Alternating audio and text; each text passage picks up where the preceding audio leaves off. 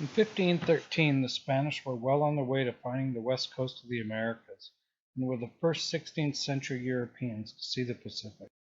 By 1519, the Spanish had defeated the Aztec Empire, which began 250 years of dominance in the Pacific. By 1522, Ferdinand Magellan discovered the Philippines and started the Manila trade route. The Spanish built settlements and ports in search for legendary riches, minerals, lumber, and agricultural land. In 1577, Francis Drake was hot on the heels of the Spanish, and history hints he left 20 men somewhere in the North Pacific to aid the Indians and gain support in the English fight against the Spanish. The Spanish land claim extended from South America northwest to Alaska, but the history books tell us they never colonized any ports north of California. The stories from the Indians tell a different picture. They tell of a Spanish mine where they enslaved the Indians. One thing the Spanish didn't realize was that, I quote, lost bonanzas of Western Canada. Tribal warfare and all its necessary evils, such as treachery, murder, and kidnapping, were a way of life. They clearly let their guard down and paid the price. The legend says they took the conquistador dead up to the mine and tossed him inside, then let the priests go in and pray over the dead. While the black ropes were praying, the Confederacy used conquistador powder to bring the hill down over the hole, burying the lot of them in with the gold they wanted so much. We follow the coast up from California like the Spanish did. We pass by areas that don't really fit what the Spanish were looking for. The bays are blocked by dangerous entrances till you pass a huge strait.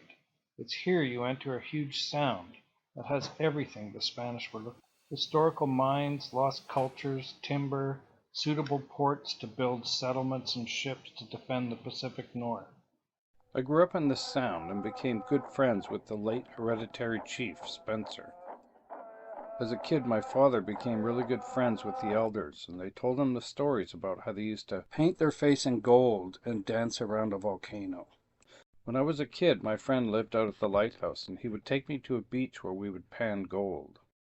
After high school, I entered the logging industry. My job was to remove the last of the old-growth cedar from the clear-cut slash. Driving to work one day, we realized we passed by an old mine the locals talked about. This old mine was up on the mountain behind the lighthouse, where the gold beach was. Once I got the satellite photograph, I realized that it wasn't just a mine, but a volcano. This is when I began really prospecting. We found a blue clay. This is when I realized we had found some real history. I had spoken to Spencer's father, Art, about my finds, and reflected on this as I held his hand after a drunk driver ran over him. Being a firefighter for 43 years, there are some things you never forget. I remember the paramedics delaying putting him in the helicopter so he could look at the mountains one last time. This is Willie, the speaker and shaman for Art and Spencer. I'd read a legend from Chief Louis called the Cave of Cowaswilth.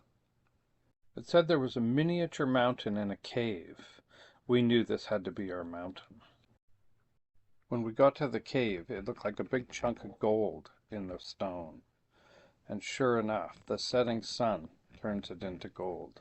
The next story is the legend. The following story was told many years ago by an old chief. Entering an arched porthole into the gloom of the cave, what appears to be a miniature mountain range, rose-colored red, is set in a dark heart-shaped frame of rock. It is placed on the wall at the back of the cave. Through the second cave, the setting sun of the summer solstice shines in the cave in such a manner as to light the upper slopes and peaks of the diminutive mountain range. This was getting exciting. Celestial rock art. We approached an elder whose father had built the West Coast Trail right past this mountain. We told him what we found and asked him if there were any other caves with miniature mountains. He said yes.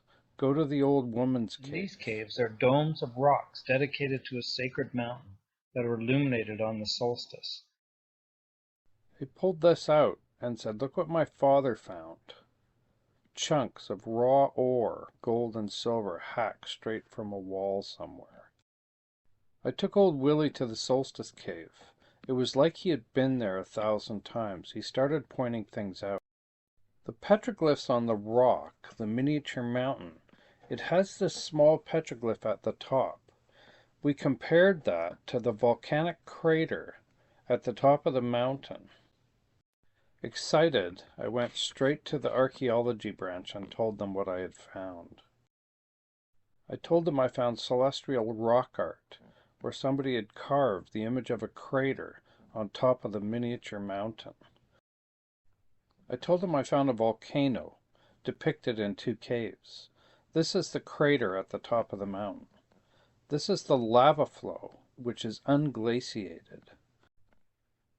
This is the old trail system that was used by miners on the mountain. This is the line to the caves. It's been 30 years since I brought it to the attention of the Heritage Branch. It's hard to believe that I'm actually now older than the forest. Archaeologist Steve Aitchison laughed and says, "We know what the petroglyph represents." I refuse to use his word. Let's just call it motherhood. Eventually, Grant Keddy sent me a letter stating, "We feel what you have found is fictitious association to what we call native rock art, and I wish to end this by saying we agree to disagree." After the archaeology branch stopped laughing, they did say they would send somebody down to see what I had found. After waiting for 10 years, I bumped into Willie, and I took him out to the caves, and this is his story. You can be stories told about this cave, but you're not going to say where it was. Unless this person is actually want to continue the story and continue discovering what it's all about. Then we'll tell that person where it is and when to be here and how to concentrate to learn more about what it's all about. It was not every year gold was used by Indian people. It's hard to make a try to translate the Indian language. Yeah. I didn't put it is worth a try. 8 years after I took Willie to the Solstice Caves, I was beachcombing one day. We saw a log stuffed into a cave, so we entered it. The first thing we saw was the skull and these leg bones, and then deeper in the cave we found a box with a skull and crossbones in it. I never had an interest in Indian burial caves. After hearing stories about Spanish bodies in caves, I started to question whether these are actually Indian burial caves.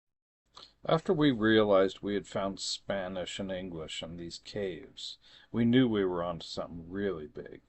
The problem was, and still is, the archaeological branch in Victoria still commits defamation of character against me.